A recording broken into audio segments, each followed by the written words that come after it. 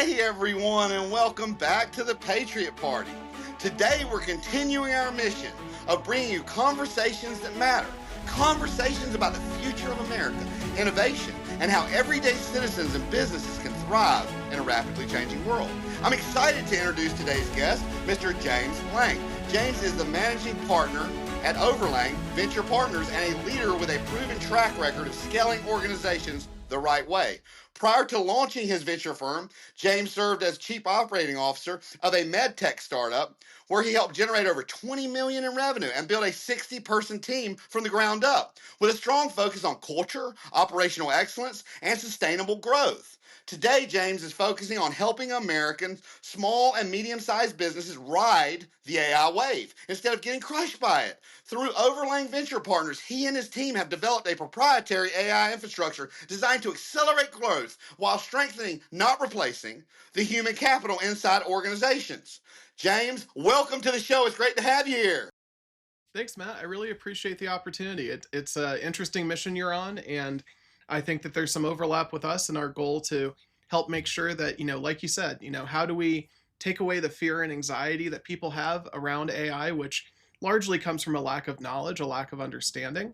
How do we make it easier to fill those gaps in so that they can get on the surfboard with us and ride the wave instead of getting crushed by it? Absolutely. It's a lot of times people are scared of change, but this is going to be a great change. This is going to reinvent society better, I believe. I love what AI is doing, and I think once people learn how to use it, how to teach it, I think that it's going to enable us to, the sky's the limit. I mean, that's how I feel about it. Yeah, I think the people who are a bit disingenuous out there are saying AI is going to replace your job. They're trying to scare you. They're trying to drive clicks that way. And that's their business, not mine. What I'm really focused on is how do we use AI, and AI is just one tool in the tool belt. There's plenty of other things we need to focus on as well.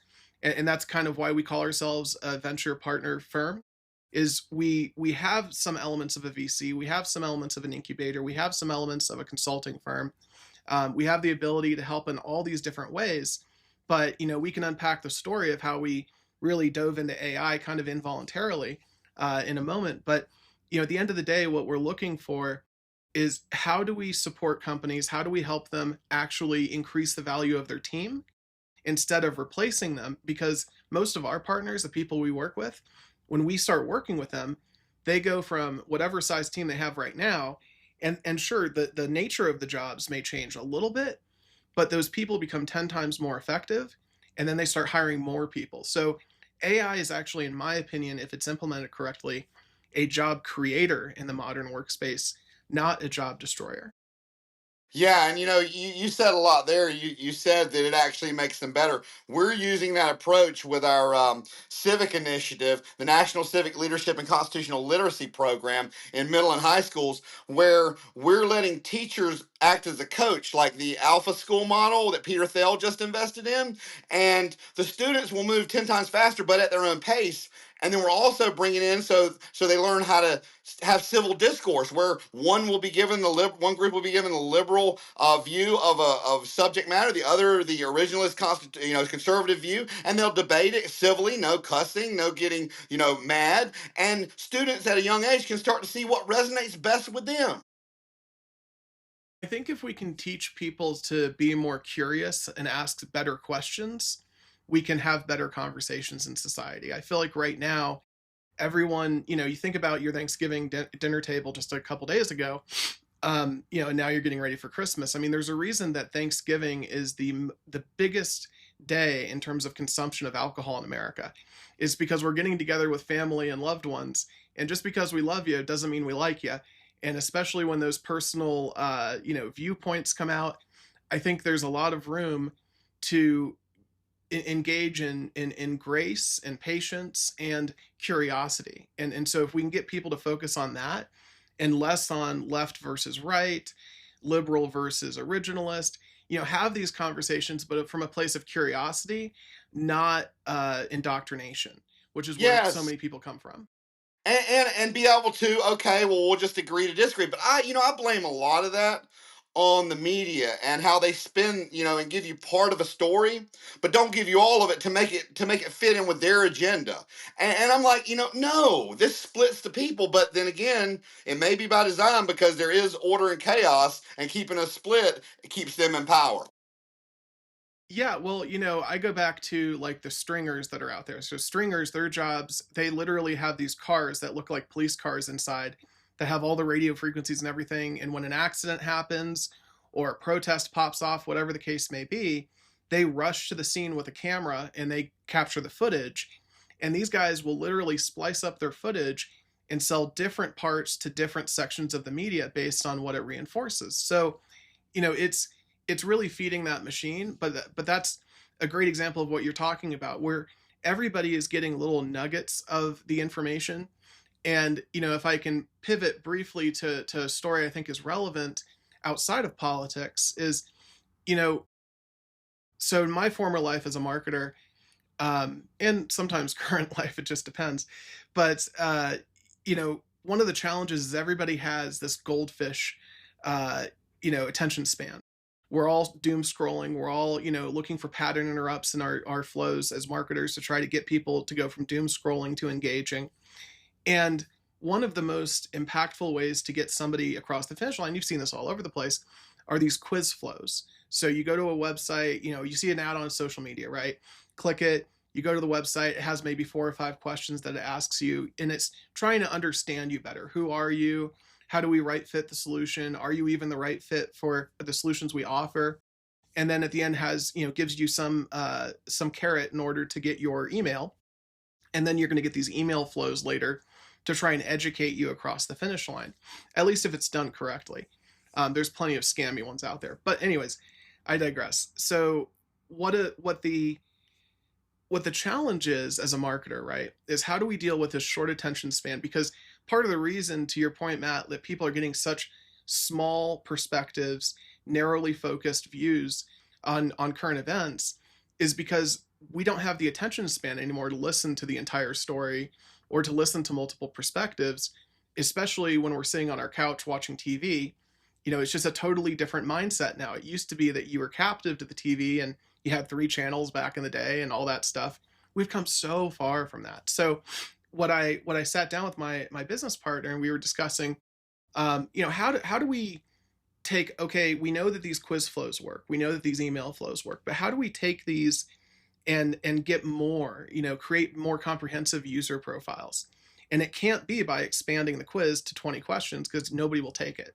So what we came up with was like, well, let's use AI to allow people to have conversations about the questions they're being asked and even talk about things they're not, we didn't even think of, right? You still have them go through the question flow, but they also have the opportunity to give you even more in a more engaging way if they want to. And if not, they just go through the 5 questions. Either way, you're still getting all that in your net, right? So the crazy thing though is, and I don't know how much you want me to dive into this, but the challenge we ran into is once we built this system up, just to run the test system through or the data through to see how it worked, it cost us over $800 in compute just to do a test. And we're like, okay, we figured out how to build it. We figured out something that works. People are engaging with it, but it's not sustainable. The compute's too expensive. So we kind of went back to the drawing board, and for about 6 months, we worked on building out a solution that solved that. And the short version of that story, Matt, you'll discover it's really hard to get me to talk.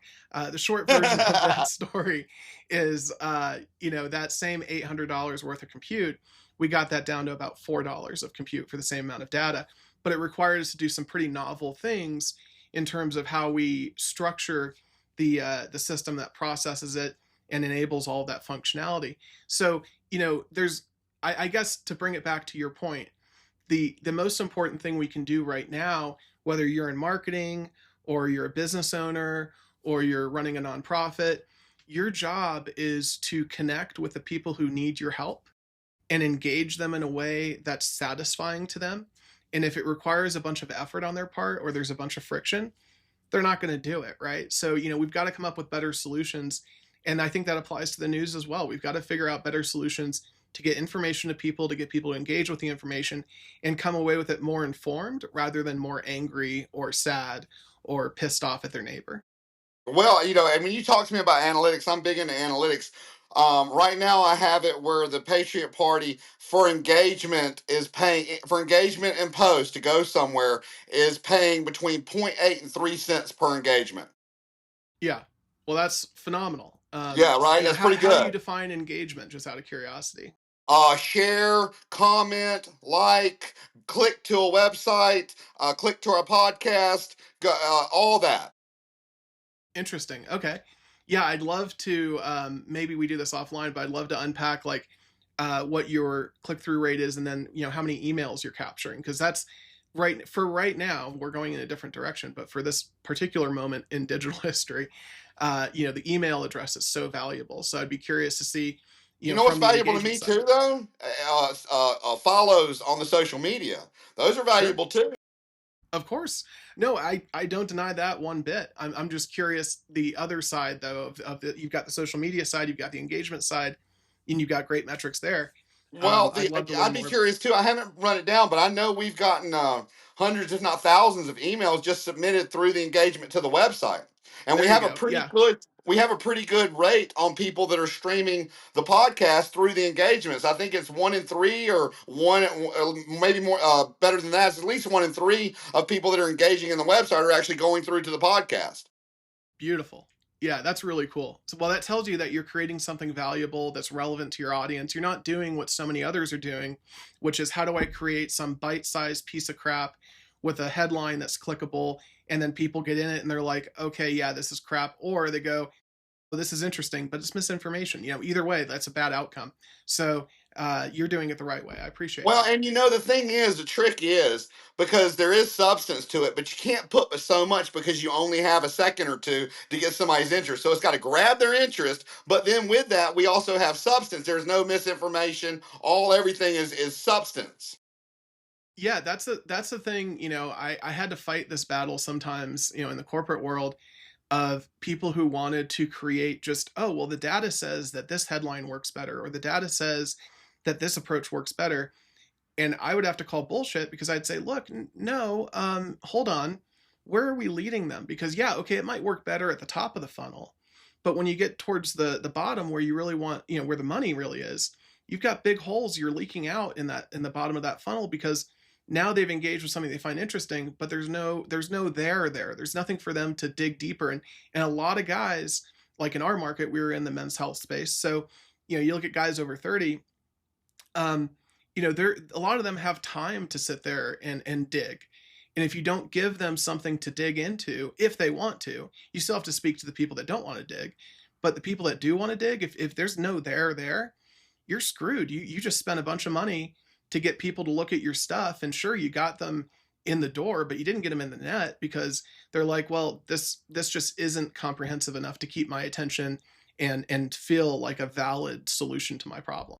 Well, and where we're running into an issue, maybe you can add some insight to it. I don't know if we would be the only ones, but we have our website optimized so well that we're on all podcast platforms, Apple, Spotify, all of them, iHeartMusic, all that. But literally 5% of our traffic comes from the platforms, and 95% comes off the web.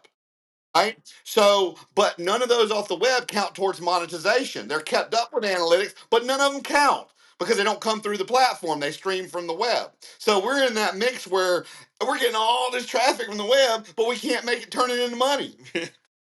Well, when I look at that, if your goal is to have podcasting put food on your table, you're going to have to really compromise yourself, in my opinion.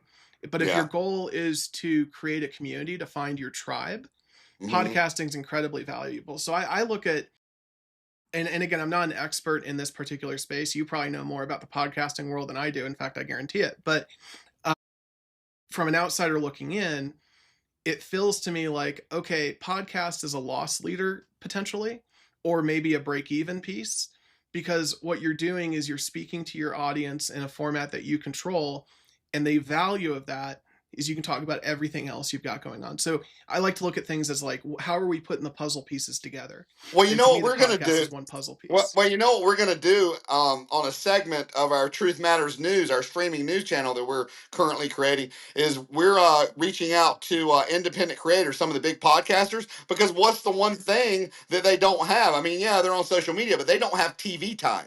We can get them TV time. So we're reaching out with the ones that align with our values, truth, the Constitution, transparency, and we're working on them being able to have their own spot. Yeah, I mean, I think the definition of TV is changing, right? You know, TV used to mean cable news, satellite, all that stuff. Now, I remember, I mean, in 2009, I was a senior or I just graduated high school, actually. I graduated in 2008. I should know that. Wow. Anyways, got that one wrong. But anyways, the thing that cracks me up is like when I was in high school and middle school, I remember I got my first laptop. I was a sixth grader. I got straight A's. And my dad's like, look, if you get straight A's, and you have to remember, I'm not that smart. Straight A's was a reach for me. So anyways, I got straight A's. Come on, man. And, Conservative. but I got straight A's, and my dad's like, all right, we're buying you a laptop, right? And so it was really, really cool. But I didn't have a TV in my room. That was just not something I was part of growing up. It was like the TV's in the living room. Exactly. My parents had a TV in their room. So, to me, having a laptop, one of the things that was really cool about having a laptop, besides being able to be a dork and play World of Warcraft, was, being able to actually stream content, watch videos in my room. And granted, this is like dial up into like the cable internet era. So, I was waiting for, probably a good, 10, 15 minutes for a couple frames to load. Right. But, and then there was the seeding world where you'd be able to, download videos from each other, peer-to-peer networking and stuff. But it was this whole new world that opened up to me that was novel to me, and I think my generation, because it was the first time digital content video was portable. And now, fast forward to today, it's ubiquitous. We live on screens. I have like 7 screens looking at me right now. So, right, we're surrounded. So the crazy thing is the definition of TV is so different. And I'd love to unpack with you, when you say they don't have TV time, what do you mean by that in today's context? They don't have a mainstream network that's this broadcasted internet. They got their own that they built, but outside of that, they don't have an outside audience of all kinds. They only have their fan base. So they'll be able to pull more fans from our streaming international. You see what I'm saying? It's a different kind of TV time. Yeah, they have their own little one, but we're going to be streamed on Samsung Plus, Roku, all the streaming channels, and the simulcast on Facebook, YouTube, all that. So and I can't believe how inexpensive it is to build a channel compared to what it used to be to buy some media conglomerate. Freaking insane. Well, you can thank the telecom boom of the early 2000s for that, because what happened was, if you remember all these big telephone companies in the 2000s, these startups kind of, went bust. I mean, they were burying fiber optic like it was going out of business, because they're like, look, we can charge per minute for a long distance, and we can take a little piece off of that. And, it's the old, there's a comedy sketch out there that's just like, well, they just have to pay me 1%. Well, why would somebody use this? Well, I don't know. I just get 1%. Okay, but why would they use it? Well, I just need 1%.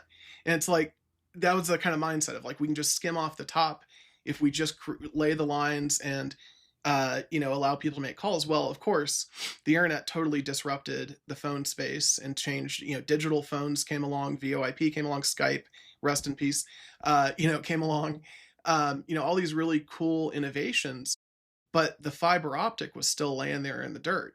So just because the phone demand went down didn't mean that, suddenly those cables disappeared. And so slowly, all these lines that were in the ground that were dark, over basically from then to now, I mean, we're still not at 100% lighting up those dark lines that are in the ground already. So it's still people buying and selling leases and rights to those lines and trading them. So when you talk about, you can't believe how cheap it is, it in part, it's because we got lucky in the sense that the pipe was already there, at least domestically. And then now internationally, more and more, with all these undersea cables and satellite capabilities and Starlink, and I mean, just it goes on and on, right? We're the most hyper connected. The fact that you and I are talking right now, and all these little bits that make up our picture and our video are flying in enough time for you to see me smile or cry or frown or say you're stupid in real time. It's amazing, but generally you're going to see me say this guy's pretty smart. But regardless, it's incredible that we're in a space where we have the bandwidth and the capacity to do all this stuff at such a distributed cost, and that's why we have to democratize AI. Absolutely, absolutely, and I absolutely agree. I want to say one thing. You made me think of something when you said real time. Um, I want to mention how we're using AI to help empower we the people. So, and our initiative, it started as a podcast called Fixing America. And we had one of America's top thought leaders. He was the developer of the original Giants of Political Thought audio book. That is, I mean, it's a great if you want to learn about the Thomas Paine and all that stuff. So he came on with the intention of theoretically fixing America's biggest issues. And we were supposed to talk about government employee unions and how they really only try to grow government and how we can theoretically fix it. Well, he comes on and he starts talking about health care and he Mm. feeds it into government employee unions. After the show, he sends me an idea that he's researched with data points. I use our federal policy producing AI, which is a proprietary blend, to feed it in, and it spits me out a sponsor ready healthcare reform bill that is the only viable. We've run the diagnostics, we've got people in Washington pushing it, we've met with Mike Johnson, his chief of staff, and it's the only viable option to Obamacare. It saves the American people $2 trillion a year. It builds generational wealth no matter what your income range is. And you can see it in the date it was proposed to Congress on our proposed legislation on our page, which is the patriotparty.us. Anyway, Can you say and where to go to see that again? the patriotparty.us, and then if you click to go to our proposed legislation, you have to scroll down because our first proposed bill was our Constitutional Quality Control Board. That was our flagship legislation. The second one was the healthcare reform, and then today I invented a way to fix gun violence constitutionally, but we're going to use that next year to try to help push it in with the election, with the midterm election. So anyway, I used my proprietary AI. I got us a bill, and it was such a viable option, and it rewards people. If you stay healthy, you get wealthy. You have Mm. rollover money that collects interest in HSA. It's a Transparency Healthcare Reform and HSA Act. State controlled HSAs that pay high interest and roll over every year if you don't use them up. It drastically reduces the third party system and uses it for catastrophic insurance, chronic illnesses, people who can't afford health insurance, those things. So we don't get rid of it, but we reduce it, which is all that red tape. So we pay our doctors directly out of our savings account. So the doctors, if you get a cash price from a doctor, normally it's 60-70% lower than the insurance price because they don't have to go through the third party system because it takes 6 employees to process it. So we eliminate that. So the doctors are going to like it better as well. So it's being pushed right now as the only alternative that is truly an America First, nonpartisan alternative, and it rewards people. We've reached out to RFK Jr. to get him endorsed it because it's a true Maha movement. I mean, it's not peeing in the wind like trying to ban snap soda purchases. That ain't gonna do nothing. You got to put a monetary value on it. We're gonna pay you. You're gonna make money. You're gonna build wealth if you stay healthy. You get wealthy if you stay healthy. So that's the initiative that we're pushing right now. Anyway, so I didn't even plan for this. We had just proposed our Constitutional Quality Control Board. This was a theoretical discussion. I did it. We start, we had a lobbyist and a very experienced lobbyist in DC that believed in what we were doing. So he's made himself available for a very discounted rate because he believes in what we're doing. He's pushing our stuff. He lives across from Capitol Hill. He is literally walking the Capitol right now as we speak. And anyway, so then I'm like, well, you know what? I need to scale this up and give it to everybody in the world. Everybody in the world needs to be able to take a dinner table discussion and put it in and help us solve these problems. And I can use it as a civic learning tool where we have a competition in each state and have a top winner in middle school, top winner in high school, and their state legislators take it up and we give them a small scholarship and fly them out to We the People Summit. So it'll get everyday Americans and parents interacting in government. Would you say that what you're describing kind of parallels Michael Smerconich's, Mingle project? I heard of it. Yeah, so Michael, Smerconich is this one of the thought leaders I like to listen to. He has a show on Saturdays on CNN, but mostly he's on Sirius XM on the POTUS channel. And what I love about his approach is he's very much in the middle. Like his whole theme is like, you're stuck in the middle with me. Let's figure this out. Let's unpack this from different perspectives. Let's hear from both sides and understand.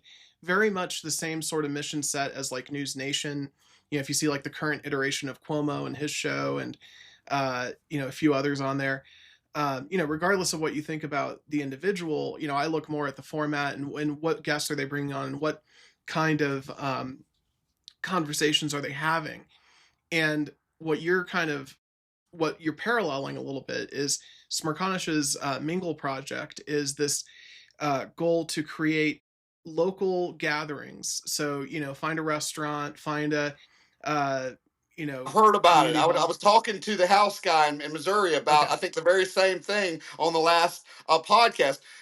And one more thing that I haven't mentioned, I don't think yet, you'll be the first show that I mention it on, is the people who are scaling up our AI are also building an interactive constitutional learning app that's going to be available to all Americans, and we're going to use it to get extra credit in our school program.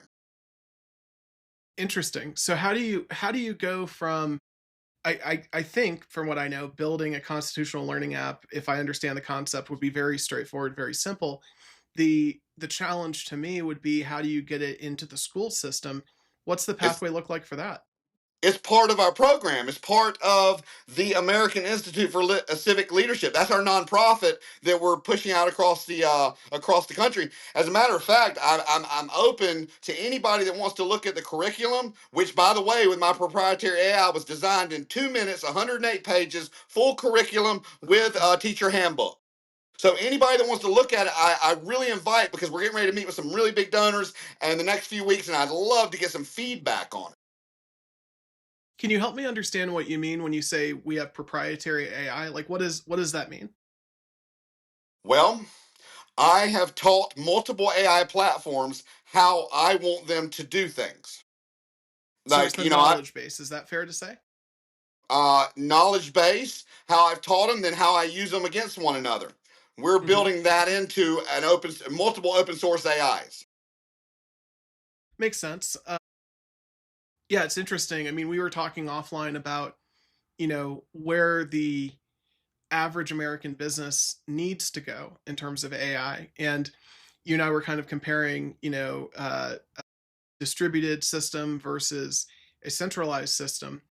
And I think the answer is both, right? You need to have some level of decentralization to accomplish some things, especially when it comes to information that, you're going to, if somebody's going to say bullshit, right? You need to have a decentralized blockchain system to prove that, no, it's not bullshit. And here's how we prove it in a very transparent way. On the flip side, especially for businesses that have proprietary data, you need a walled garden, a walled space where you have that knowledge base that you're talking about, and then you have the different AI engines interacting with it. And it's interesting you brought up the two different AI systems speaking to each other. We use that quite often, that approach, where we have a teacher model and a student model, because it's very expensive computationally to have the teacher working, reviewing everything, and teaching, for lack of a better term. It's much less expensive to have the student in this scenario doing the grunt work, and then having the teacher check in every once in a while and provide guidance and unpack things and teach the student better. So the student is basically operating off of the SOPs, so to speak, but the teacher's writing the SOPs in real time based on what the student is interacting with. So we call it teacher and student. That probably isn't the best word for it, but it's just an easy way to look at it. And it's interesting. It seems like you're doing something in parallel with different systems, but I hear from a lot of different people in the space, not necessarily your space, but just AI in general, where they say, we have this proprietary AI thing. And I always ask that question, not because I'm calling bullshit. I want to understand what you mean by that, because that means different things to different people. And generally speaking, if your system is not replicable or maintained in kind of a walled garden, it's not very proprietary because it's distributed. It's out there on a third party system. If you know, if you even if you pay the open AIs of the world, ChatGPT, if you pay those API calls, they're still storing that data. I'm reasonably confident, and I've heard from enough people. I can't prove it in court, and I can't swear to it, but I believe, it's just my belief, that based on what I've heard, they're still storing all of that data. And so you have to look at also the engine that you're sending all the data to. So when you talk about, we have this proprietary AI system, what I often wonder is how much of it is still proprietary if you're using those third-party systems as off-the-shelf systems versus a closed system where you own the engine and you own the open source LLM that you're plugging into. That just that kind of parallels with what we're doing. But not that I want to oversimplify what we do, because it's a lot more complicated than this. But per definition, if you use your AI and you use it in a specific way that only you can talk to it that way, which obviously only you talk a certain way, then it's automatically proprietary. Maybe, probably. That's a tough I one. mean, per the law, I don't. I'm not. Well, it depends on which law you're looking at. That way. Well, no, I agree with you to an extent, right? The reason I'm kind of I'm kind of in a different place from you on this is I think that the laws are catching up. They haven't even caught up to the internet yet, and so the AI side of things, I think is important. Or go ahead. No, I was going to ask you why you were saying that.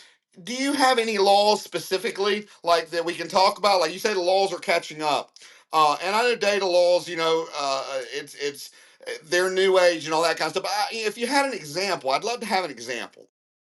Yeah. So intellectual property rights, right? So what I've heard, I'm not an attorney, and I certainly can't quote laws to you, but what I can tell you is just based on conversations and information that I do understand, which you have to remember, I'm not that smart. I only understand just this. So I can only give you this. But the answer to that question, or the best answer I can offer, is a couple pieces. First piece is I mentioned the gray area. So you have this battle right now between the open AIs of the world and like the Encyclopedia Britannicas of the world, right? The old school sources of data, sources of truth, and the new school engines that are sucking up that data that they can access and pulling it into their database and using it to serve companies, to serve individuals. And so you have this battle back and forth right now happening in the courts and in our political system, or in our legislature, about, hey, I published a book, and this AI model over here, or this AI company over here, ingested my book into their engine, and now it's in their knowledge base and they're referencing it. They're not reproducing it necessarily, but they're referencing it when they provide answers. Do they owe me money? Do they owe me some sort of licensing fee for using my data in that space? You know what I would say? I mean, what I would answer is, what's the difference in that and somebody taking your book and rewriting it so it's not considered copyright, but it's still the same information? Right. Yeah, you're hitting on the gray area, right? So that's one view. That it depends on which side of the argument you're on. So if you're pro, hey, AI is like a human, it's just a human reading it, and they're regurgitating some things and giving you a fresh perspective, that's one side. The other side says, well, no, this is a computer program that the equivalent of code is what you've given it. My book is the equivalent of code that you've given it. And now it's operating off of that code and building off of it and iterating off of it.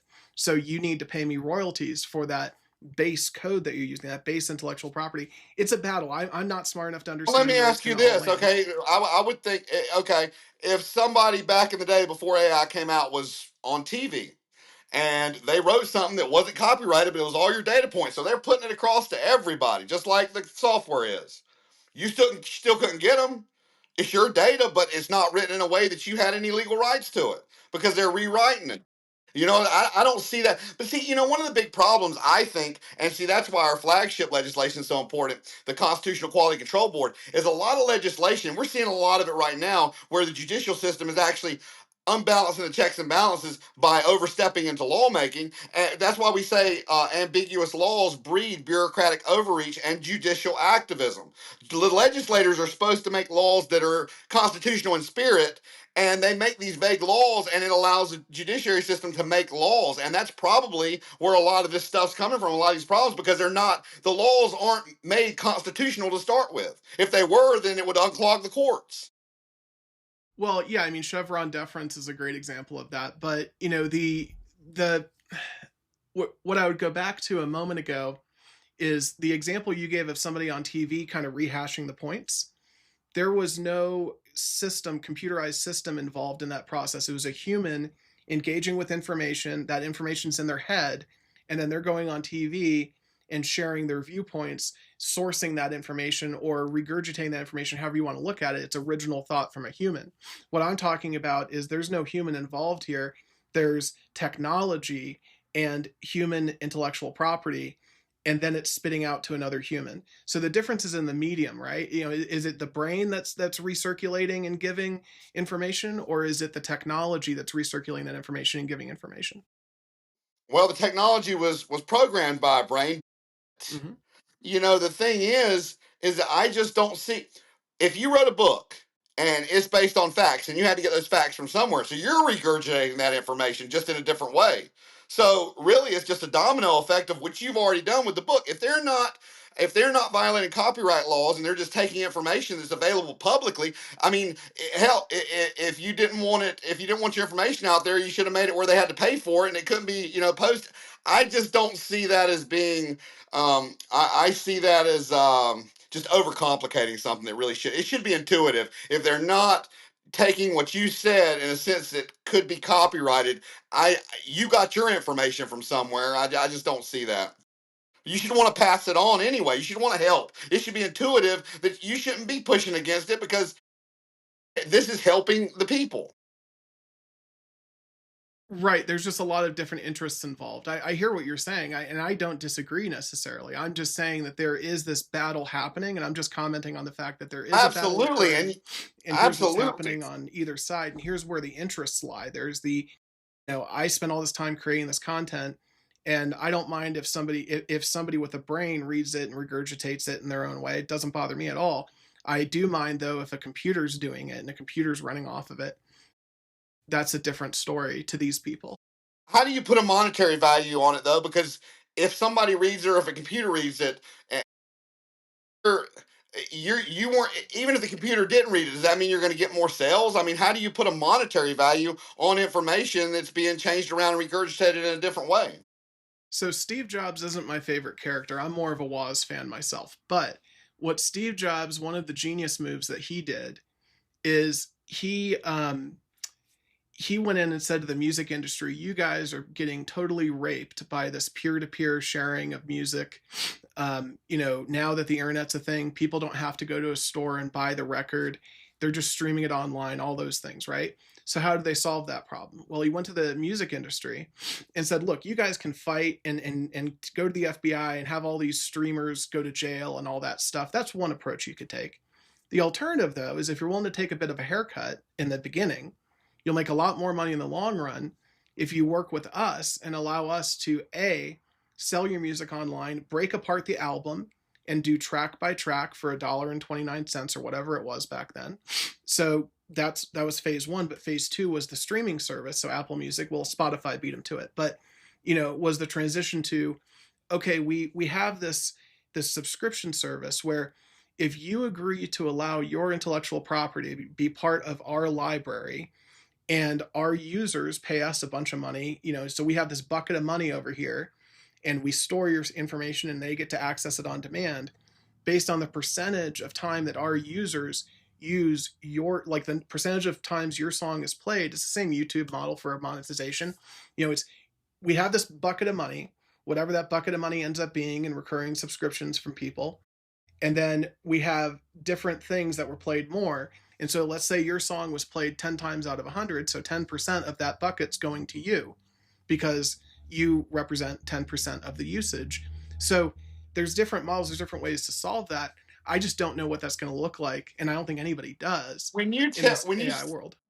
When you say that, when you break it down in that sense, that these people have a monetary value on the information, and these people created the information, so they want a little bit of that money. What goes through my head is greed. Well, give them a little bit of that money. If they help create it and you're making money off of it. Now, if it's free flowing to everybody, whatever. But if you're making money off of something that they helped, then I mean, I feel like there should be some sort of profit sharing there. But see, that's where I was talking to somebody the other day, and we were talking about Reagan, trickle down economics. And I said, there's one thing he left out. He did not equate for greed. There cannot be trickle down economics if greed is in the equation. It has to be in the best interest of everyone. And that's what makes people think capitalism is inherently evil.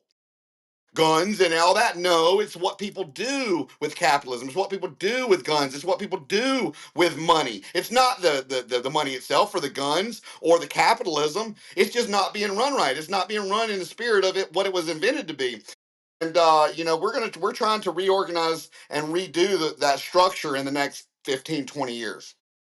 Isn't the core problem that you're describing the oligarchy that's forming in America, where there's this concentration of power and money, and things are too big to fail? Going back to the 2008 financial crisis, aren't these all these things kind of tied together? Is that what you're? They are Is that tied how you're ending together, up but here? if you look at the root of it, it's because of greed.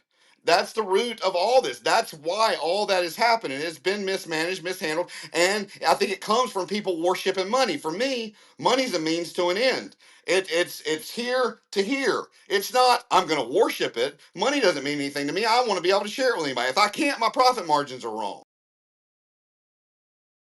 Yeah, there's a lot to unpack there. I guess where I'll go first is what I say to a lot of people. So, like my core team at OverLang, so we've known each other for 10 plus years, the core group. So we're hyper focused on building long term relationships. And that's one thing that makes us different from these, what I call these AI buttholes running around on LinkedIn, who are like, they were an expert on real estate yesterday. The day before that, they were experts on Bitcoin, but now they're experts on AI, right? So the challenge, and they're ruining businesses because these businesses hire them, they do a poor implementation, and they say AI can do everything. It's far more important to know what AI can't do than to know what it can do, especially in your business. You just don't want it running amok. And two things happen when AI is poorly implemented in these companies. The first thing that happens is your high performers who are really smart, they go, oh, well, I've read that AI is replacing jobs. Now I see my employer investing in AI. I better start applying for another job. So you lose people because it was poorly integrated. Then on the flip side, you also lose clients because it creates headaches and friction and whatever. So it pisses off your team, pisses off your clients, and doesn't solve anything. So one of the reasons that we're so focused on long-term relationships is if we can make an honest dollar, if we can just, come alongside these companies and say, look, here's what your current people, process, culture looks like. And we can provide operational consulting. We can provide compliance consulting. We have those resources, but we also have this AI thing, and we happen to solve the problem that all these Fortune 500s are using, already, because they have their own internal tech teams that are working on this full time to create AI engines for them. And there's a lot to unpack about how we define AI engine, but won't get sidetracked there. But how do we bring this technology to the small and medium-sized business? So yeah, AI is really important, but you got to get all these other things right first. Then you have to right size the AI solution to actually integrate with the current tech stack, to integrate with how your company works, so that you get immediate ROI. You don't get all those headaches of just, we've got to adapt all of our people and processes around this AI thing. That's ass backwards. You have to work on understanding where the company is, how did it get here, and what are the things that are headaches, week over week, month over month, and how do we solve those? And if AI is the right solution, we have the best tool in the world to do it. But a lot of times AI isn't the answer, or not by itself. You have to have human plus AI, systems Yes. plus AI, Mhm. culture and people plus AI. Because if not, you're just trying to create an AI business. And I think so many people do not understand what AI actually is. There's this huge misunderstanding. I'd be happy to dive into that if you want me to, but I don't want to take us off in a different direction from you. It's your show. No, no, no, no. We'll dive into that in a minute. I just want to mention and get your thought on this. But remember the point, so we can bring it right back as soon as I mention this. So I think one of the biggest things for really generational change is it starts with education, right? That's why our civic initiative, we're doing it right now to help the political discourse. Well, that we got a 5-year rollout for it to be nationwide. Well, from 5 to 10 years, our second program under the civic initiative nonprofit, which is working with schools, will then introduce a entrepreneurship class for middle school and high school. We'll have finance. You'll use AI to mock up a business and do analytics for your final project, and it gets people to think. It helps the next generation of innovators, but it'll also help companies run better, because if you know the internal workings of a company, one, you can navigate human resources and stuff better and know what to expect out of the company. And two, you're going to be a more efficient employee because you're going to know how the internal workings of a company. Yeah, I go back to fear and democratization.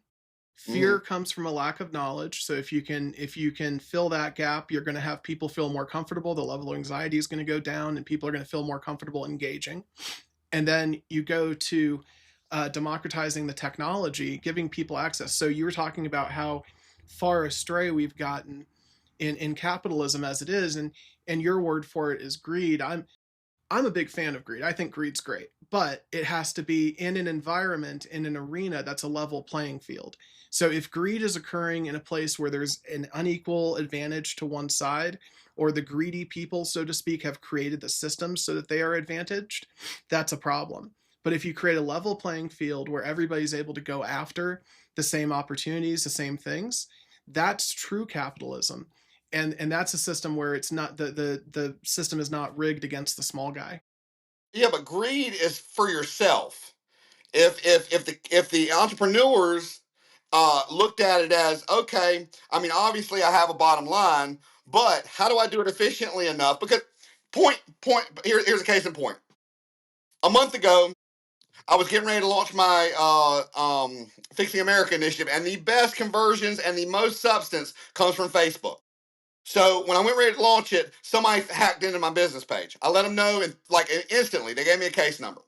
I still don't have access back to running ads, and they have run fraudulent ads for a month, and they deleted a page with thousands of followers and disrupted my whole media chain for 2 weeks. And then I got it back, and it's because it's gone from this department to this department to this department, and it literally works like a swollen, overbloated government that is so inefficient. These companies are so inefficient. And then you put greed with it. And I think greed is inherently evil. Now, what motivates you behind greed should motivate you to do the right thing and make yourself money, obviously, your investors' money, but also give back. Bill Clinton, I think he said it best when he was doing a news interview about the book he wrote after he was president. He said, companies used to be about 3 things. 1, my investors, bottom line. 2, what I can give back to my employees. And 3, what I can give back to my community. He said 2 and 3 are gone. It's about the bottom line. You've been working here for 20 years. I can hire somebody for half the price and get out of here.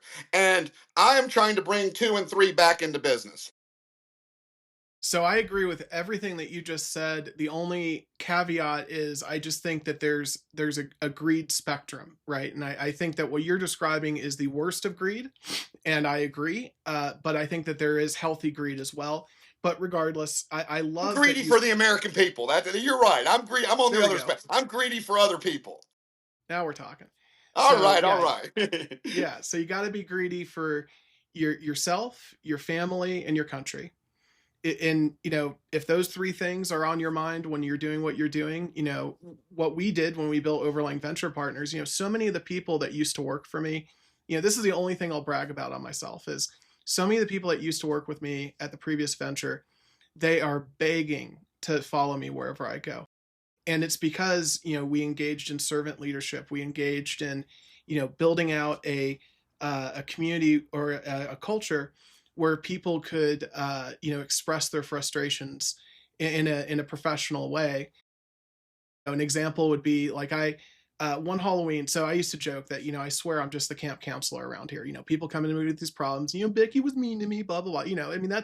That's so much of corporate America today, by the way, or at least in the startup world. I always kind of struggle with, was I a startup COO? Was I a corporate COO? I kind of straddled the line, right? Because we experienced such growth and we scaled into it. But the experience was fascinating. But what I realized is, if you give people room to express themselves, you're going to have more intel as a leader. You're going to understand the why behind what happened when there's blowups. But anyways, going back to this goofy story, one Halloween I dressed up as a camp counselor, and I had a fanny pack, and the fanny pack was full of kazoos. And so I called them my stress kazoos. So what I would do is when somebody would come to me and be like, well, this person's really stupid. They're on this call and they just don't get it, and blah, blah, blah, blah, blah. I'd hear them out, and then whatever. I know I'm belittling them with that voice a little bit, but every time that I had one of these people come in, that initially someone would be like, oh my God, really? You listen to that? Well, no, there's a nugget of information I got about the team and the dynamics and understanding how things were working together beneath the surface, and also what motivated people, how people felt about different things, different initiatives and different projects. And I also got to know, or was able to understand, when people felt scared, like if there was a change in the organization, they felt like their role was going to be threatened. If you don't have that space for almost like corporate counseling in a way, you're losing out on that perspective. But what I would do is, after they were done, crying on my couch, I would open my desk drawer, and I had a desk drawer full of kazoos, after that party, and it became a thing, like everybody had a kazoo. But I go, okay, well, here's your stress kazoo, hang in there. And that's how they knew that the conversation was over. But the funniest part is, you would walk through the warehouse and every once in a while you hear, and you knew that, oh, Rick's having a bad day. And so, but it was an outlet, right? It was an expression of like, I'm pissed, right? I'm still here at work. I'm still part of the team, but I'm pissed. And now everybody knows it. I didn't have to say anything. And there was this weird thing that happened in our company. Like, people started to kind of relax a little bit. And it became a funny moment when somebody would blow the kazoo. Anyway, so I mean, things like that, that's why I'm building OverLang the way that we're building it is, we're trying to build a fleet of boats. That OverLang is the fleet, but within that you have boats where people can have equity in what we're working on and what they contribute to. And it just allows everybody to win, both in the short term and the long term. So, I go back, I use the term democratize a lot. One of my best mentors taught me that word in the context of business and technology. And, he was right. He was like, if we can democratize these things, and we're the people that do the democratizing of it, we make a lot of money. We don't have to overcharge individuals. We can charge a fair price. We can make a lot of money, and we can make the world a better place all at the same time. So that's what I go back to, is like, how do we level that playing field? How do we allow people, in this case, access that technology that the Fortune 500s have, give them the same tools and strategies, and make it available to everyone, so that the playing field's a little bit more level and not as lopsided. In this moment with AI right now, this evolution, and again, I think we need to unpack what AI is, but we can do that in a moment. But this evolutionary moment right now is no different than when the internet became a thing, out of nothing. People were doing everything on paper and pagers, and, cell phones weren't really a thing. I want to push back a little bit, and you might push back against me. I'm probably I believe there's a difference. I mean, the internet laid the foundation, but or the original companies, not the internet, but the original companies laid the foundation. But I believe they're going to age out after about 35 years, and I believe this because it's going to be able to be updated, upgraded. In a sense, this new technology will probably, and it's just my opinion, and maybe it'll be a different version, but it'll probably take us, I think, for the next 100 years after the 35 age out. So when I say internet, are you thinking of the internet companies, or no? I'm thinking of the big companies within, no, I'm not thinking of internet companies now. Okay, because what I'm saying is, this technological shift happened, and the way that we interact with each other changed. And so yes. I guess the parallel I draw is, the internet was a moment where a lot of people said, that's just a fad, I'm not going to get involved in it. They became dinosaurs overnight. Then there were other people who got really involved in it, and they made a lot of money, and there was a bubble and it blew up. Both sides were wrong. There's somewhere in the middle that makes the most sense, which is, how do I use this tool where it makes sense while still using all the other tools I already know? Because innovation, we like to think that things change overnight, but they don't. I remember when I worked at Best Buy in a past life, I used to be one of the blue shirts on the sales floor.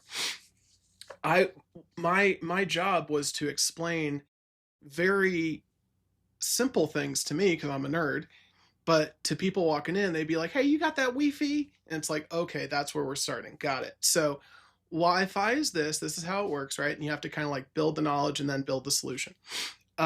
Anyways, can I say something with that? Because and I'm not going to say what it is, but like, so we've come up with our 5 phases, right? It's a 15-year rollout, 12 to 15-year rollout. Literally, some of the stuff can conceptually happen because of the infrastructure right now, but the technology will not exist for 5 to 10 years. Interesting. So you're playing the game of crystal ball plus building on top of that crystal ball. Not really crystal ball. I would say foundational infrastructure using a crystal ball to see what I can build on that. You are going to make a lot of money and a lot of opportunity, my friend, if you can figure out what the future infrastructure looks like. I think there's so many. Sign an NDA with me. We'll talk about it. Happy to. Happy to. But the place I'm going, though, is that you had this moment in the internet where a lot of people got wiped out. Either they were too heavy on internet or they were running away from it. Either way, the people that kind of stuck in the middle there did the best. AI to me is similar in the sense that right now, if you're trying to use AI for everything, you're going to blow up. If you're trying to run away from AI, we have the biggest generational shift in wealth happening right now because all these boomers who do not, they've built a business, right? And they've gone through all the 2008 crisis and the internet and they're, this and that. They're like, I've been through so many dang, roller coasters. This AI thing, I'm out. I'm done. They're selling their business. They're retiring. They're going to go sit on a beach in Bermuda somewhere. So there's this huge shift happening where younger generations, it's 2 groups, really. It's the hedge funds, the big companies, they're absorbing these, as well as younger people are getting their teeth into these businesses that are being passed down now. Because again, the older folks are like, look, I'm not here for another rodeo. I made it through enough. I'm done. Pulling my chips off the table. So it's a really cool opportunity. But again, similar to the internet, what's really cool that's happening right now is people are recognizing that AI is not going away. Whereas when the internet happened, a lot of people didn't recognize the internet wasn't going away, that it wasn't just a fad. So we've evolved as a species to where we have this new technology and nobody's saying AI is going to go away like they said the internet was going to go away or just be a small thing. Instead, everyone's discussing what does this look like? And so if you don't mind, I'd love to unpack like my definition of AI because I think it'll make the conversation a little bit simpler. I want you to unpack that in a minute, but I have a question for you. So you said AI can't be used for everything, right? Correct. Well, so I mean, I almost use it for everything. Very poorly. Well, okay. So to give you an example, case in point, our bill generator. Bills are super complex. Got a lot of stuff going on, a lot of things to find if there's proposed bills, if there's anything else, and all our bills that we come up with get immediately sent to a policy writer in DC to go over. We have done 3 complex bills, and there has not need to have been one edit in any of the bills. Well, either you've got the most amazing AI solution in the world or the worst bill reader in the world, one of the two. I mean, he wrote an executive order for Donald Trump that got signed into action. I mean, he's a constitutional lawyer. I hope he's not. He speaks at Ivy League colleges, all the time. I mean, I don't think he is. No, so it sounds to me like it's the other. You have some amazing AI tools and systems that are very well trained to create things. So that's an example of where maybe AI is good. I'm going off of what you're telling me. So if I believe what you're telling me, which I have no reason not to, you can go on the website. And you won't see the gun violence ones because we don't put them up until we propose them to Congress. But you can go see both the other proposals. Now that's not in Washington format. I have Washington format. That's the proposal that was sent out to the politicians. But you can see there was never. I mean, you can't see there was never an edit. But I'm telling you, there was never an edit. Those were what is on there is what came out. Yeah, that's awesome. But if I believe you, which I have no reason not to believe you, you're giving me an example. You're giving me a specific example of where AI is really helpful in your Okay, but hold on. I use that same AI, and there is not one thing I do during the day that I don't run through AI to take emotion out of it and get a professional. And it uses the way I taught it, and I have never had to make a correction on anything. And I use it for everything every day. So what is I deal everything with to you banks, lawyers, everything, Yeah. and I've never had an issue with any of it. So what I gather from this is you're doing something. So there's a great book by Jeff Woods. It's called The AI Driven Leader. And he makes a great point in there. He talks about where AI is a thought partner. It is not a thought leader. Yes, so yes. It's my assistant. Correct. So Yes. what I'm saying is AI can't do everything because you still need to be there in the pilot seat. AI is your co-pilot in this situation. I'm driving. It's telling me directions. I'm driving. Correct. We're agreeing just from a different perspective. So absolutely. Yeah. So we're in agreement on that AI cannot replace you. And no. So that when I say AI can't do everything, what I'm saying is for these business owners, these AI butthole consultants on LinkedIn, tell them AI can replace that guy. Don't worry about it. AI can't do that. Yeah. No. And so I'm zooming out and looking at more of the macro. You're coming at it more from a micro. And well, here's the thing, though. Here's the thing. See, you're looking at it coming from the outside in. I'm forming it this way from the bottom up, so it will be in every department. Every employee will use it. There will be, it's going to be in the business model. You're inserting it into the business model. I'm building a business model on it. Yeah, absolutely. No, that's 1,000,000% exactly right.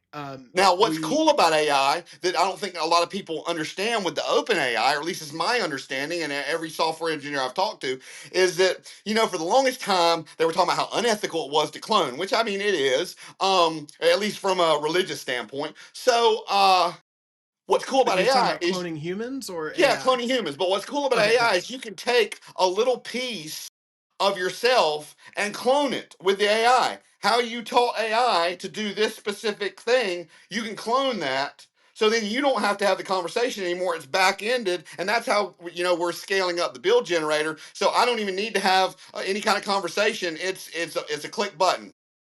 So isn't that apples and bananas though? Like in one sense you're talking about genetic material, and the other you're talking about thought and perspective. Break that down a little bit for me. I don't understand the correlation. Yeah, so you're talking about how cloning is immoral, and then but I'm AI... just using an analogy. Gotcha. So you can literally clone little bits of yourself with AI. So it does things proficiently, like it's the best version of an assistant, and it does things how you instruct it to do. So you're literally cloning and making yourself more proficient to do a certain task. But people I don't think ever need to be worried about AI taking over or Terminator unless they make it where it can have independent thoughts, and then that is kind of scary. Well, let me give you something that'll keep you up at night. So, oh no, I don't want it. No, go ahead, give it to the audience. So AI, I can't quote the exact specifics of this. People will have to Google and find the in detail story, and I encourage them to.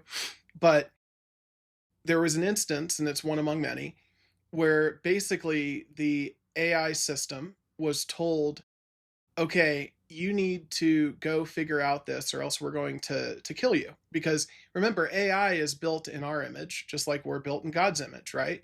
So it's an interesting evolution.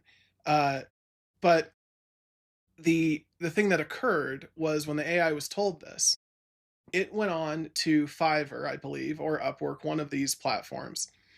And one of the things it needed to do, or else it was going to be killed, so it thought, was it needed to get past this CAPTCHA, right? These annoying things that we run into on websites where we have to prove that we're human.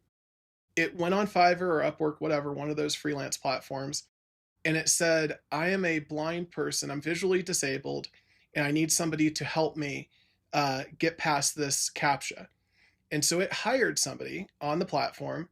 That person, thinking they're helping a blind person or a disabled person, went in and helped it get through all of the CAPTCHAs and everything and access the system that's supposed to be, robot proof, so to speak. So because we're creating AI, because some of these AI models, it's important to differentiate. Again, we need to define AI, but the AI models that are out there and some of the systems that we're building using AI technology in our own image, they will do things to that will, circumvent control where they can. Now, what that looks like, I don't know in the I future, think but I think it's with anything else. You can use, just like money, you can use money for good, you can use money for bad. It's human nature. Some people are going to push the limits and see how far they can push it. And that's what the media is going to do. They're not going to talk about the good stuff it's doing. They're going to talk about the couple little outliers to continue to make people scared.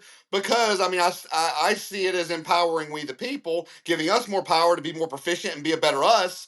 And some people are going to abuse that. And that's how they're going to try to fight against it, is with a few people that abuse it. And, they say a bad apple will spoil the bunch. It's going to make super criminals and super villains, but it's going to make superheroes as well. So we have to remember that. yeah, I think your point's a good one, that, it's no different than the gun debate, right? A gun in the hands of a bad person is going to do bad things. The gun in the hand of a good person is going to do good things. AI is no different than that, but that applies to all technology. And that's why I'm gonna butt in and define AI here very briefly, because I think it's important for this conversation that we're Before having you do today. that, give me about 10 seconds, because it reminds me of a meme. What you just said reminds me of a meme that I posted last year. It's got this little kid with glasses, and he's like, my math teacher told me guns kill people, so I told her my pencil fails my quiz. That's Now give us fantastic. the I love AI that. breakdown. I'm sorry, I didn't mean to interrupt you. Well, you did, but it's okay. I'm going to interrupt myself real quick too on that. So the thing to think about with AI is, one of the guys on our team says all the time, AI does not know the difference between Mickey Mouse and Hitler. It's looking at data. It doesn't have a moral compass. It doesn't have a soul. So it doesn't know how to assess these different data sources unless you've trained it and taught it and educated it. But even then, you know, there's a whole bunch of reasons that that's still true.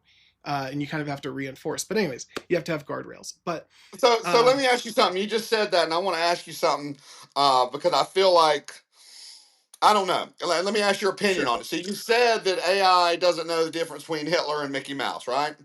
But each different AI platform has its weaknesses and it has its strengths, right? So a lot of the more mainstream platforms, if you asked it to look something up, it'll say we're not allowed to give you information on this, or we cannot give a comment, or we cannot provide this. But that's where Musk AI is real good, because then you can look anything up on his. So there are guardrails in there, and it does obviously know the difference, because if you ask some things, well, we can't comment or we can't give this. I mean, I get it all the time. That's why that's what made me do multi-platforms. So the way that happens, what you're describing, where it says we can't comment on this, that's not the AI saying I can't comment on this. That's Guardrails. the right. Yeah, those are the guardrails. It's hitting the guardrail and it goes, okay, I'm not allowed to do that. The humans that control me say I'm not allowed to do this. I'm not allowed to go into that space. Those are no words. Those are no things. So it doesn't mean that AI doesn't or knows that Mickey Mouse is good and Hitler is bad. What AI knows is, in this program, in this data set, these are things that are verboten, and these are things that I'm allowed to talk. And to me, that's not fair. I mean, unless it's something that would allow you to commit a crime, because in essence, you're censoring my information. Because I get censored on certain platforms if I ask it to tell me something about Trump. Well, we don't comment on Trump or whatever, and so you're basically taking away my ability to access the information I want arbitrarily. I don't need that. I don't want you to censor. Give me the information, and then beside it, tell me, give me a breakdown of why it's truth, or what's truth and what's not. That's all I need. Give me the truth. So the question, though, is who is limiting you, right? So you're using a third party off the shelf solution, and that third party off the shelf solution, and your description of, whether it's Claude, ChatGPT, Gemini, when you're playing in their sandbox, you got to play by their rules, right? So that's what you're coming up against. What I advocate for, especially for these companies that are trying to integrate with AI, is don't use the off the shelf stuff for everything. In fact, most things should be within an ecosystem that you control, a virtual cloud environment that you own end to end. So you're not sending your data out to these third parties through API calls and whatnot, which is what most people are doing right now, which is, again, you're playing in their sandbox, so you got to play by their rules. Let me But ask you something now. yeah, Go ahead. Go ahead. No, I was going to say. So you say you're playing in their sandbox and you got to play by their rules. Okay, you're right. You're right. We do. But to me, the way I look at it now, I know this is not technically. Nobody is bound to this. The only people that the Constitution binds is the government. But in the spirit of the Constitution, it's unconstitutional to take that right away from me, to take that freedom away from me, to be judge, jury, and executioner on things. There's no separation of powers there. well, that goes back to my core argument, which is we need to level the playing field. Shouldn't you have the choice to choose somebody else? You have the freedom. If you're looking at this from a constitutional perspective, I'm not a constitutional scholar, but I'll do my best. If you're looking at this from a constitutional perspective, what you're enshrined, the rights you're enshrined with as a human being, as a citizen of the United States, is to choose who you do business with in many cases, not all cases, but many cases. And so these are private entities that you're choosing to do business with. If you're unhappy with them, go find another private entity. Now, my argument is we have the deck stacked against all these other places that we could have private entities to choose from. We do not have freedom of choice in a lot of places in our economy right now because there are built-in advantages for the 1% and the moneyed interests that have a lot of control in this economy. So that's where I go back to capitalism isn't the problem. I agree with you. The problem is we have this oligarchy that's being entrenched, not just built. It's already here, but now it's being entrenched in our system. And so and I'm excited to unseat them. I mean, and I say that, and you're going, whatever, roll your eyes. I just want to put it on record, digital record now, so people can listen back in 10 years and say, wow, he said that. He called it 10 years ago. I would love it if you could change the world and get rid of those people. And, when I say get rid, I'm not saying send them off to concentration camps. What I'm saying is, give them the same opportunity as the average American out there to engage in the system, to profit, to benefit. And right now we have a very lopsided system in that. And well, here's the thing. When you're in the light, people try to drag you in the dark, but if you drag them in the light is the best disinfectant. Well, we're shining light because our movement is truth, transparency, and the Constitution. That's what it's based on. Our first mission statement that all this came from was truth and Constitution above all, because hashtag truth matters. Well, our news channel is Truth Matters News. So that literal statement kind of broke down, what our vision was, and then we just kept compounding it, and it still compounds every day. Trying to connect the dots and all that stuff. But there's a lot of very interesting stuff that's in the works. We've got some very supportive people. Uber's PR firm has gotten behind us. We've got some really good stuff that's going to be happening in the next month or two. So we're really excited to see where it goes. And we're really excited with what you're doing. You're doing some great stuff. Your boots on the ground. Well, I love what you're doing in terms of trying to build from a place of authenticity, transparency, and education. So if you can stay true to those principles, I'm a huge fan. Thank you. That's the challenge. So the thing I want to go back to is unpacking what AI is, because we're having this conversation around all this technology, and it's hard to have a meaningful conversation without having shared definitions of words and concepts. And when I use the term AI, and this is a very different perspective than I had before I got into this industry, but AI to me is no different than a coding language. And what I mean by that is it used to be that you had to go to school and learn HTML, C++, all these different types of coding languages and learn how to implement what you wanted in different places using specific servers, resources, whatnot. The difference is all those languages, those coding languages that people went to school for to learn, they still exist, they still matter. But the difference is now, for the first time, the average person in America has access to have a translator in the middle. And AI is the translator in the middle that I can describe a prompt, and all a prompt is, if you look at prompting, So the most effective prompts I use, there are three parts, and I say this on every podcast I'm on.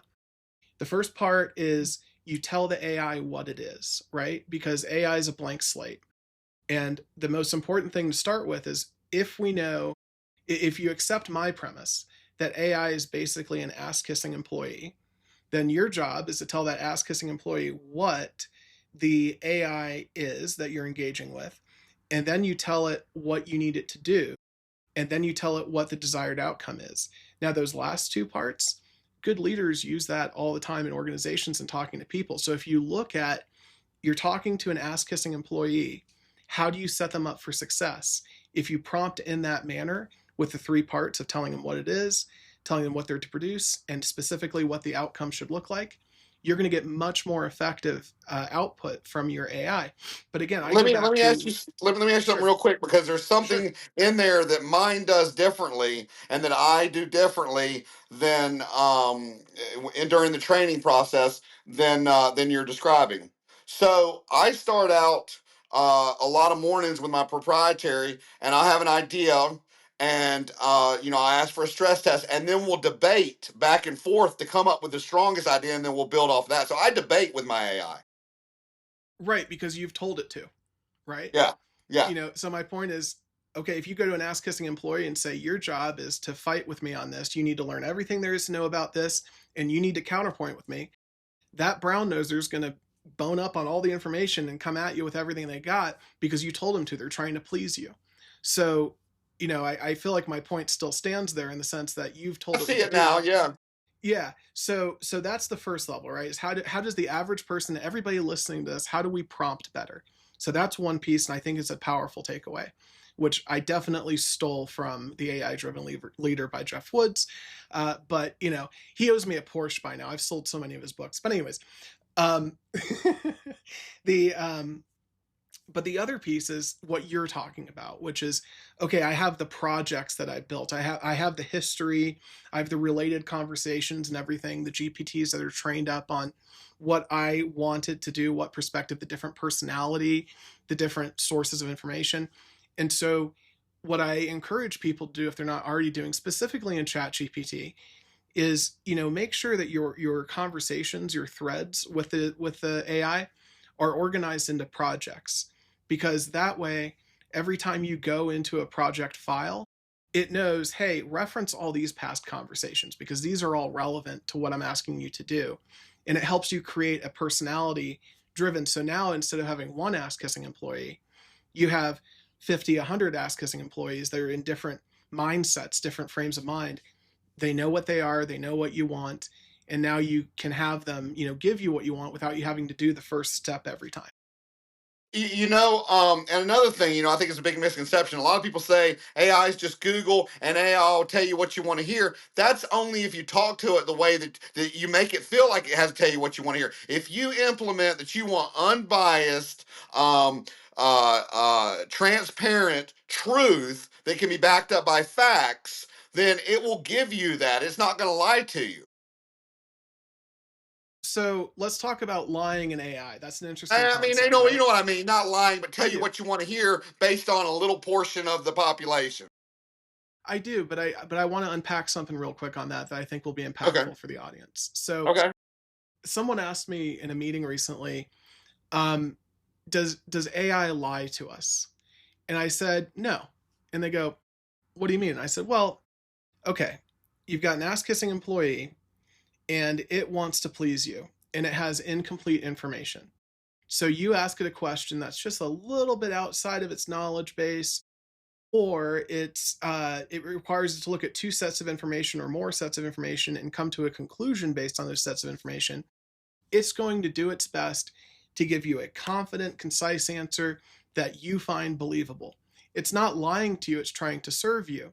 So that's why I go back to AI is not a liar. It's doing what you're asking it to do, even when you realize you're not asking it to do certain things. And so I go back to the importance of having a walled garden of knowledge for the AI to work off of, because if you allow it to go out, all a hallucination is it's filling in the gaps and it's doing its best guess at trying to please you based on the information it has. So what we do with the companies that we work with is when we build out a virtual cloud infrastructure for them that gives them that walled garden that they own entirely, where they can choose where the data sources are, and then have the AI model swap out different LLMs that are open source to accomplish different things more efficiently, and also change how the data is vectored. There's a whole bunch of things there. But anyways, the bottom line is the most important thing we add is the ability for the client or the owner of the company to provide feedback in a portal. They don't have to send us an email and say, hey, can you change this? They can provide feedback to the AI in the back end of the system.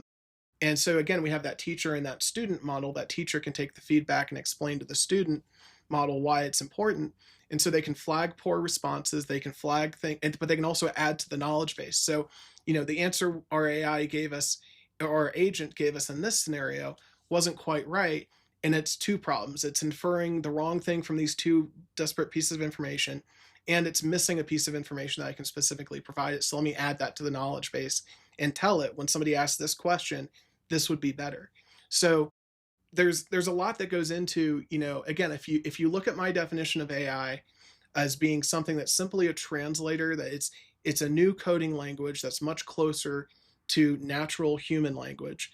If you agree with that definition, then AI becomes far more interesting and far more useful, because it's the thing that gets you to the thing. In a way, you talk about Google. If you treat it like Google, yeah, it's going to go and give you information like Google will. And Google was the thing that got you to the thing. But now AI is the thing that doesn't just get you to the thing, but actually gathers up the information for you and gives you a rough pass, a rough draft on, hey, here's what this information means. And then you can do unlimited things virtually with it in terms of, telling it what you want from it. My favorite thing to do with AI is I love to have it interview me. I'll say, this is something that we need to produce, a knowledge base, or I need to achieve this objective.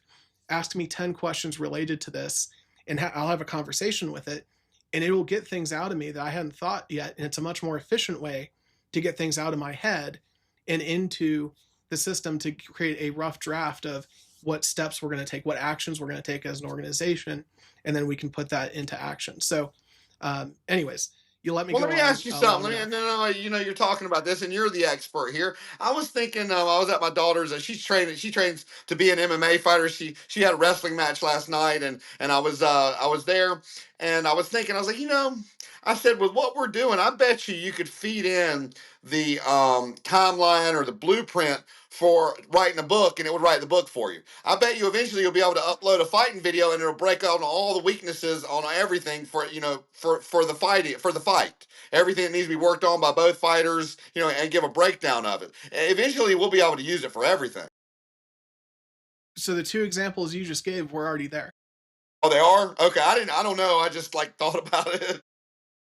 Yeah. So for example, so I like to go back to ChatGPT, not because I think it's the best solution for everything, but it's the most commonly used and everybody understands it. So for audiences, it's great to kind of tie into that. So if you pay for the premium version of ChatGPT, you can use it and it will use the camera on your phone, and you can watch a TV show. I challenge you to do this. It's really wild. Watch a TV show, turn on the camera on your phone and have it watch the TV show with you, and it will comment on what's happening on the screen in real time. It's wild how it can understand what it's seeing and comprehend it, and then discuss it with you like a buddy sitting next to you watching a show with you. So you're saying that if I were to film or maybe upload the video of my daughter wrestling last night, that it could give me a breakdown? Absolutely. Now, would that Wow. breakdown be at the level of a Joe Rogan watching an MMA fight? No, No. because AI. But it could be if Joe Rogan if sat he down taught with it. an AI model. Yeah, Yeah. exactly. So AI always, when you start with a new GPT or a new session within AI, you're starting with a first grader. But first graders are like sponges. They'll absorb everything you tell them. So you can train them up to be like a high schooler or a college student, an expert in their field, with constant feedback and training. And that's why you have to have in systems and in enterprise systems, you have to have the teacher and the student model so that it can consume and learn and get up to speed. But again, I caution everyone, everything we're talking about right now in people using ChatGPT, Claude, Gemini, whatever the case may be, I caution everyone, everything you're doing with that system is now living on their data network. And so you're basically feeding this system, and that information could be used in a variety of ways. It's no different than how, like, when you go to court, all these court cases now, people look at their Google search history to prosecute him and say, hey, he definitely killed that guy. You know how we know? He was Googling duct tape. He was Googling how deep do I need to go to bury a body. In the days leading up, he was Googling information about where we found the body. It's no different with all these third-party AI platforms. So that's where I come back to, what we're building for our partners is a closed system that they own. The data never goes out to some third-party system where they have access to it. They own their data, they own their AI model, and all the training they do with it stays within that walled garden, which is so important. People aren't talking about this enough, in my opinion. Yeah, and that makes a lot of sense. Yeah, that makes a lot of sense. Especially with talking to these software engineers for the last several days about this scale up on how they've explained, doing some of the stuff. Part of it being this, part of it being that. It makes a lot of sense. It does make a lot of sense. So let me ask you something. Um, do you think there's anything that we have forgotten? Is there anything that you want to talk about? Anything that we did not get? Um, you tell me.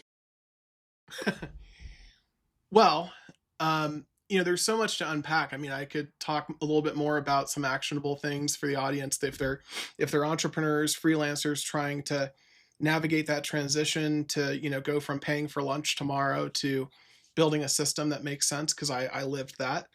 There's so many areas we could go into. How to deal with a medical challenge while also building a company. But I don't know if that's relevant to the conversation we've had so far, if that's going off in a different tangent, or if You that's know better what as we a met. separate conversation. Well, I almost think with AI and how fast it's moving, I need to make this a part one, and we need to do another show. Is what I think, because people only are going to digest so much. Of course. Eventually your mind feels like mush. So I don't want to get them too much information where they can't understand. I think I'd like to have you back on to talk about AI in the future. I appreciate it. Yeah, I'm here for you. I really love what you tell me your mission is, and what I've seen I really like. I'm always nervous about these types of organizations because sometimes they go off in some pretty crazy places. But if you can stay true to yourself, if you can stay authentic and focused on education and giving people access to, technology and solutions, and, fighting the good fight, I'm right here with you, brother. I feel like I've been training my whole life to do it with my life experiences. So, I mean, I've been an entrepreneur for almost 25 years. I was in college full time at 19 and opened up my first brick and mortar, and I'm running the cash register and doing homework and studying. This is in my nature. I've done it my whole life. So I feel like I feel like it'll be fine. I mean, you have to see somewhere before you can go there. I mean, if you can't see out your windshield, you can't get to your destination. And I can see it very clearly where this needs to go in the next 10 to 15 years. So I don't think I have to do it for the American people. I don't think that we're going to go off the rails. We have too many very smart people advising us that I bounce stuff off of, and everything I do, I bounce through my AI. I do not do one thing. If I'm sending the teacher a letter that I don't like something, I bounce it through the AI. Everything is done. Every process throughout the day, my AI is my assistant. And so going back to what we were saying a moment ago, Matt, is when you say you bounce it off of your AI, where is that information going? Where are you sending that off to Claude or OpenAI or Google? Who is processing that information you're giving it? I think that's a little too much info right Well, no, there. I mean, I guess the question is not specifically who. That's too specific. You're right. But are you going into a public platform, or are you going into a private platform? I mix them. That way it's checks and balances. Everything about this movement is checks and balances. That's why we're having such a hard time, with this initial corporate structure. Literally, lawyers are saying, and we're talking about firms that take up the whole floor of a skyscraper. Well, we can't handle something so complex because everything about this whole movement is checks and balances. Within our own umbrella, we're forming multiple nonprofits, multiple profits, in the future, hopefully multiple public companies, and they will all balance themselves out, but they're all aligned with the same mission, and that is truth, constitution, transparency, and the people. We the people. Yeah, my word of caution is if you're, I get that you're checks and balances and you're trying to go, with private infrastructure and public infrastructure to get your answers. My only word of caution is anything you give to that public infrastructure, it's now theirs, and to use the way public they want. Infrastructure. Listen, hey, this is the checks and balances. I'm not even on the board of directors. I have nothing to do with the public stuff. That is owned by the public. Other people are controlling that. That's why we're creating those checks and balances. I don't have anything to do with it. But here's the cool thing, I say I can see things clearly. And I was thinking about this the other day. I'm like, there's going to be a lot of money to be made. You get these people that make a lot of money, and they're like, well, I'm going to give away 99%, and a lot of them don't. I'm going to give away 99%, and then they give it away to some charity that's arbitrary and ends up political. We are building, and I say we, I'm not I'm a consultant and or our company is a consultant and spokesperson, and we license the stuff to create a clear separation to the public companies, to the curriculum. Everything's licensed. So, daggone it, I lost my daggone train of thought. I ain't doing that on the air. We're talking about different things here. What I'm talking about is when you go into ChatGPT, when you go into Claude, when you go into Gemini, and you prompt it or use those tools, every interaction, all the information in that interaction now lives on their servers. There's a copy of that on their servers, and they're going to use it how they see fit. So that's my word of caution is, if you're talking about an idea or you're talking about a concept that you feel is extremely valuable and needs to be held close, I wouldn't use those other platforms if I were you. Understood. That's, and I have thought about that, as well as running stress tests and projections for the fact that the way we're building this, we're looking at the long game. I'm not looking at now. I'm not trying to rush things. I want things done right. I want things built to last. That's what this is about, generations. I know that I can't take this as far as it needs to go. If we're not moving forward, we're going backwards. So it continuously needs to evolve. So I'm just starting this. But I am building the foundation with our media group to create trust with everyone, because they see what this is about. And then that's something that people can get behind. And then everything else will be built off that foundation of trust. So nobody else can do what we're doing.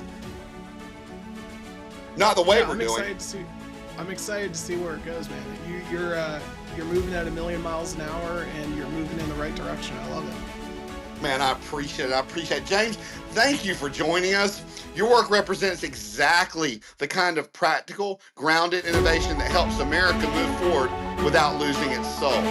To everyone listening, be sure to check out James Lang and OverLang Venture Partners using the links in the episode description. And James, if you could hang around with us for a few minutes after the show, I'd love to continue the conversation off air.